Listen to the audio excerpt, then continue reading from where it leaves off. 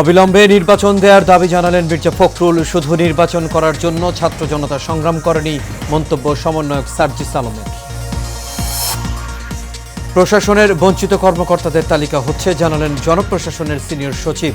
5 সদস্যের কমিটি গঠন, প্রাধান্য পাবে আর্থিক ক্ষতিপূরণ।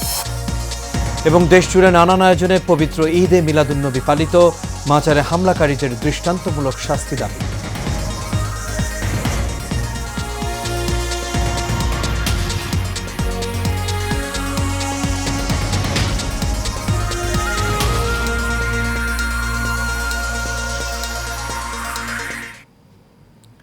সবাইকে স্বাগত এশিয়ান প্রাইম নিউজে। দর্শক, পুরো সংবাদ জুড়ে আপনাদের সঙ্গে আছি আমি আনোয়ার রাজা। তখন শুনছিলেন বিআরবি কেবল ইন্ডাস্ট্রিজ লিমিটেড সংবাদ শিরোনাম। এবার চলে যাচ্ছি পুরো খবরে। ঢাকার যানজট সমস্যা নিরসনে দ্রুত কার্যকর সমাধান খুঁজে বের করতে বাংলাদেশ প্রকৌশল বিশ্ববিদ্যালয়ের বিশেষজ্ঞ পুলিশকে নির্দেশ দিলেন অন্তর্বর্তী সরকারের প্রধান উপদেষ্টা ডক্টর মোহাম্মদ ইউনুস। সোমবার রাষ্ট্রীয় অতিথি ভবন যমুনায় ঢাকা মেট্রোপলিটন পুলিশের ঊর্ধ্বতন পুলিশ কর্মকর্তা এবং বুয়েটের 2 ট্রাফিক সিস্টেম বিশেষজ্ঞের সঙ্গে বৈঠকে তিনি এমন নির্দেশনা দেন। এ সময় প্রধান উপদেষ্টা বলেন, আমাদের যানজট কমাতে হবে, এজন্য শিগগিরই একটি সমাধান খুঁজে বের করতে হবে। ট্রাফিক পুলিশকে যানজট বিরোধী কিছু পাইলট স্কিম গ্রহণ করতে হবে। শহরের গুরুত্বপূর্ণ 2-3টি সড়কের ছোট স্টেশনগুলোতে বাস থামানোর সময়কে 2 মিনিটের কমে সীমাবদ্ধ করা এবং পরে শহরের অন্যান্য রাস্তার বিষয়েও বিবেচনা করা।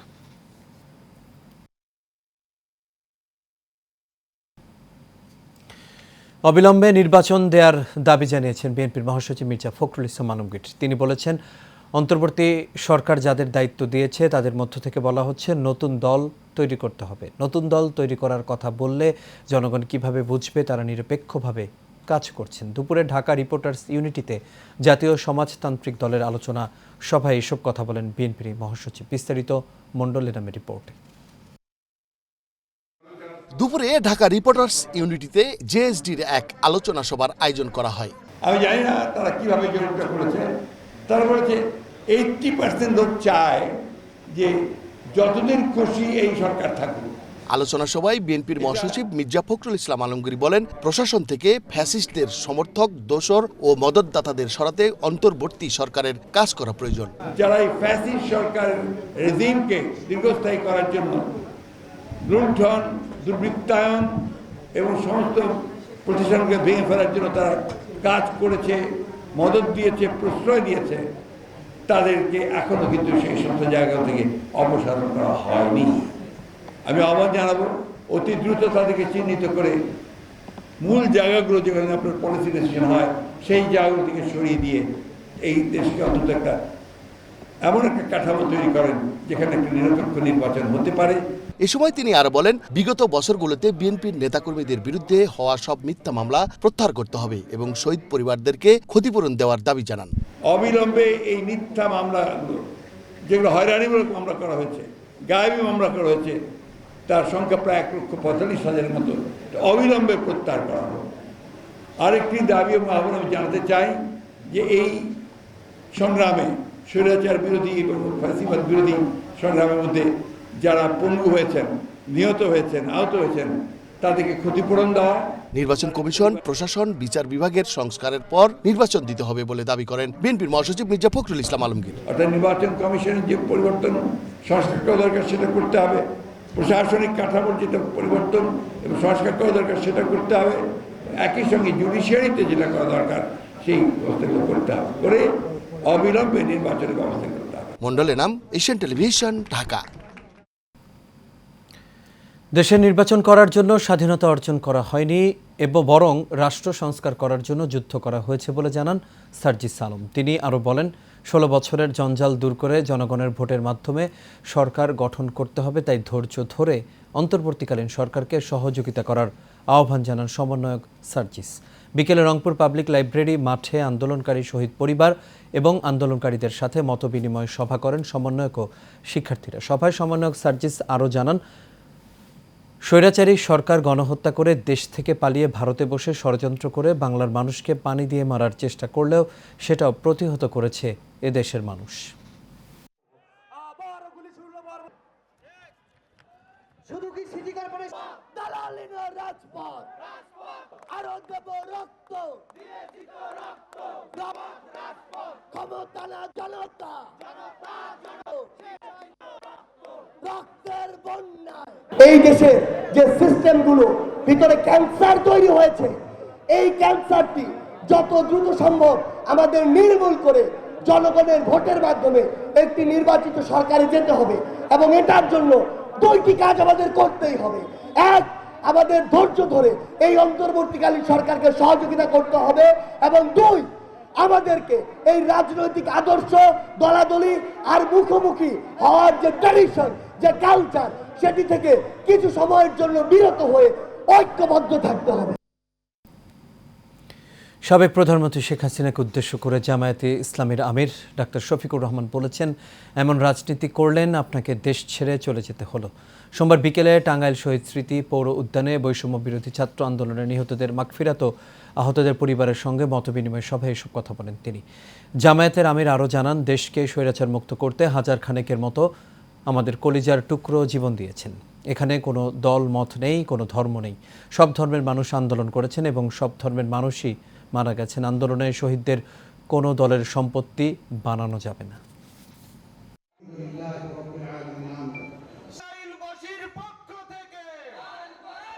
এমন আরেকটা শৈশব আসন কখনো যেন বাংলাদেশে ফিরে না আসে, তার ব্যাপারে আমাদের সকলকে সোচ্চার থাকতে হবে। আমরা যদি ঐক্যবদ্ধ থাকি, আমাদের মাথায় কেউ কাঁঠাল ভেঙে খেতে পারবে না ইনশাআল্লাহ।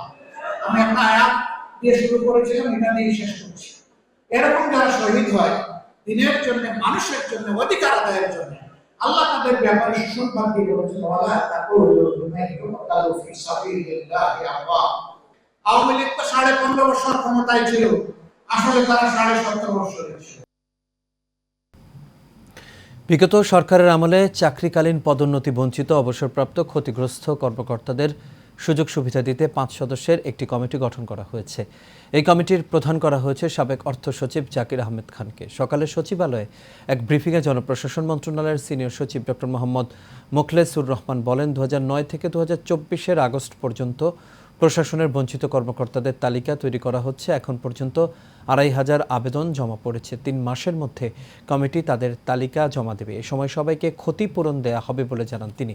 মোখলেসুর রহমান আরও জানান, সবার আগে আর্থিক ক্ষতিপূরণের বিষয়টি বিবেচনা করা হবে।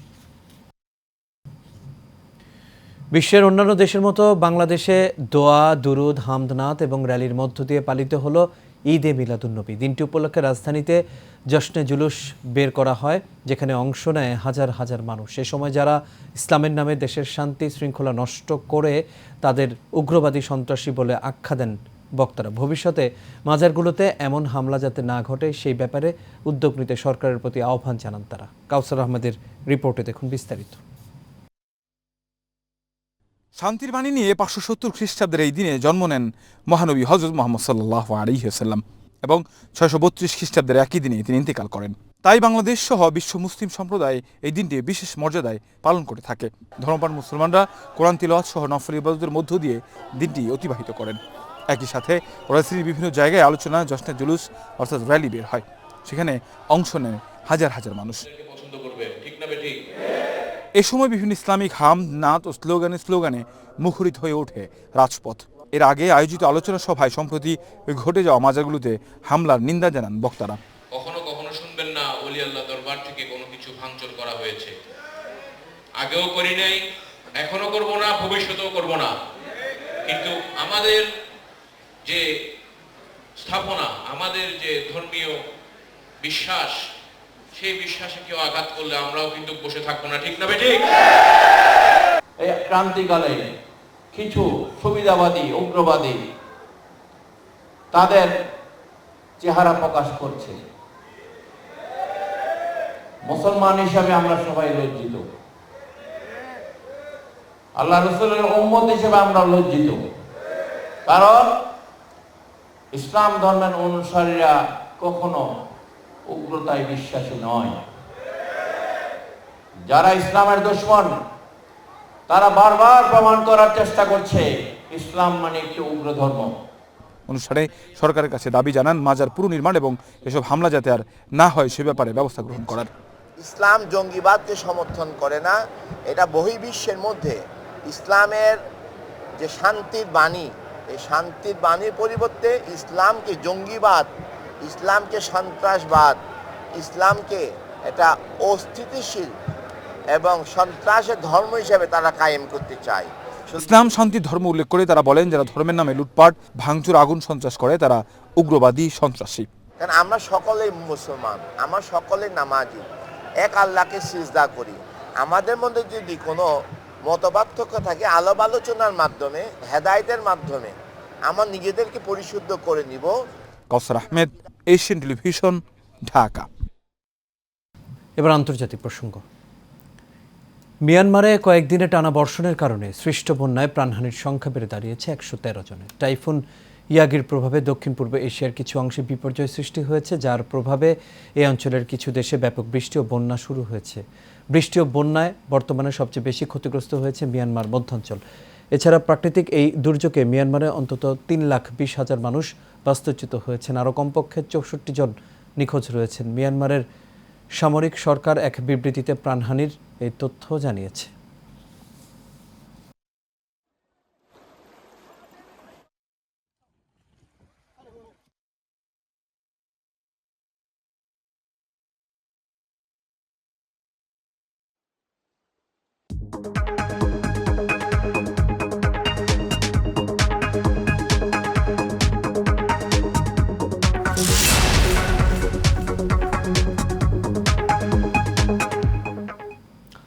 এবার এক্সিম ব্যাংক বাণিজ্য সংবাদ। সরকারের বেঁধে দেয়া দামে মিলছে না ব্রয়লার ও সোনালী মুরগি এবং ফার্মের ডিম। রাজধানীর কয়েকটি বাজারে খোঁজ নিয়ে জানা গেছে যে বেঁধে দেয়া দামে এই 3 পণ্য বিক্রি হচ্ছে না। এদিকে খামারিরা বলছেন, ডিম ও মুরগির উৎপাদন খরচের চেয়ে দাম কম হয় লোকসানে পড়তে হবে তাদের। এর আগে রোববার মুরগি ও ডিমের নতুন মূল্য নির্ধারণ করে দেয় সরকার। এতে বলা হয়, ডিম উৎপাদক পর্যায়ে প্রতি পিস 10 টাকা 58 পয়সা, পাইকারি 11 টাকা 1 পয়সা, খুচরা পর্যায়ে 11 টাকা 87 পয়সা নির্ধারণ করা হয়েছে। একই সঙ্গে সোনালী মুরগি উৎপাদক পর্যায়ে কেজি প্রতি 260 টাকা 78 পয়সা, পাইকারি 264 টাকা 57 পয়সা ও খুচরা পর্যায়ে 269 টাকা 64 পয়সা নির্ধারণ করা হয়েছে।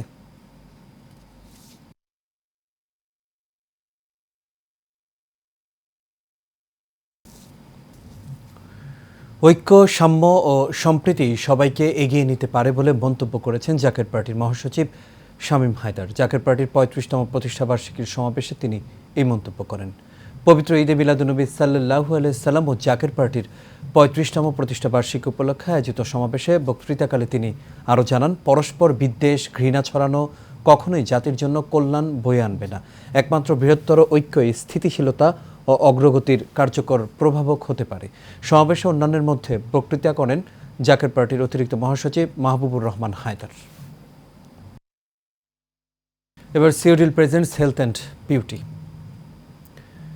শিশুর যত্ন বলতে আমরা সাধারণত শিশুর শারীরিক যত্নকেই বুঝি। সেই তুলনায় শিশুর মানসিক স্বাস্থ্যের দিকে তেমন একটা মনোযোগ দেওয়া হয় না। শিশুর সামগ্রিক বিকাশ নিয়ে কথা বলেছেন আন্তর্জাতিক খ্যাতিসম্পন্ন চিকিৎসক অধ্যাপক ডাক্তার কবির চৌধুরী।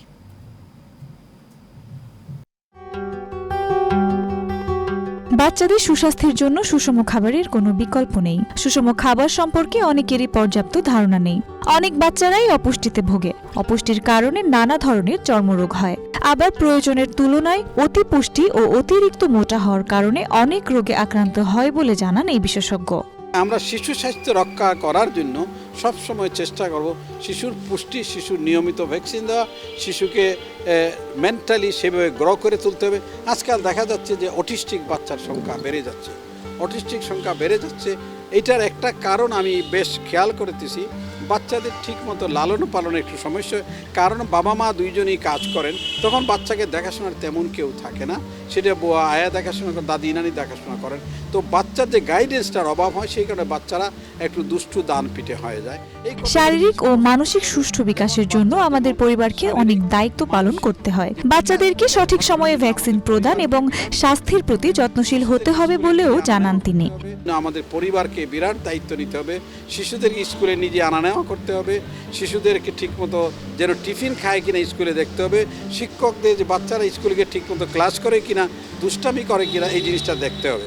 তাই আমাদের এই ভবিষ্যৎ প্রজন্মকে যদি আমরা ঠিক করতে চাই, এই জিনিসগুলি আমাদের খেয়াল করতে হবে। তার খাওয়া দাওয়া, তার স্বাস্থ্য, তার ঠিকমতো স্বাস্থ্য দেখাশোনা করা, তার রোগ সুখ সম্বন্ধে তাকে যেরকম যেমন আমাদের দেশে আজকাল ডেঙ্গু জ্বর হচ্ছে, এই ডেঙ্গি জ্বরে বাচ্চারা আক্রান্ত হচ্ছে, মশায় কামড় দিচ্ছে কিনা, এই জিনিসটা আমার বাড়িঘরে আঙ্গিনা পরিষ্কার আছে কিনা, এই অনেকগুলি দেখার আছে। আমরা পারিবারিক পর্যায়ে এই জিনিসটা খেয়াল করি, শিশুর স্বাস্থ্য রক্ষা নামে আমরা নিজেদেরকে বিলীন করে দেই। মানসিক দিক দিয়ে ছোটোবেলা থেকে গড়তে পারি, তাইলে শিশু আর অন্যায় অবিচার করা শিখবে না। পারিবারিক পর্যায়ে এই বিষয়টি খেয়াল রাখতে হবে। শিশুর স্বাস্থ্য রক্ষায় পরিবার, সমাজ ও সচেতন মহলকে এগিয়ে আসতে হবে। শিশুর সুরক্ষিত ভবিষ্যতের জন্য সবাইকে সম্মিলিতভাবে যার যার জায়গা থেকে কাজ করতে হবে।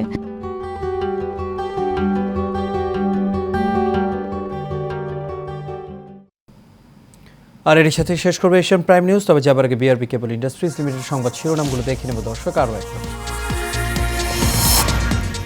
অবিলম্বে নির্বাচন দেওয়ার দাবি জানালেন মির্জা ফখরুল। শুধু নির্বাচন করার জন্য ছাত্র জনতা সংগ্রাম করেনি, মন্তব্য সমন্বয়ক সার্জিস আলমের। প্রশাসনের বঞ্চিত কর্মকর্তাদের তালিকা হচ্ছে, জানালেন জনপ্রশাসনের সিনিয়র সচিব। 5 সদস্যের কমিটি গঠন, প্রাধান্য পাবে আর্থিক ক্ষতিপূরণ। এবং দেশজুড়ে নানান আয়োজনে পবিত্র ঈদে মিলাদুন্নবী পালিত, মাজারে হামলাকারীদের দৃষ্টান্তমূলক শাস্তি দাবি।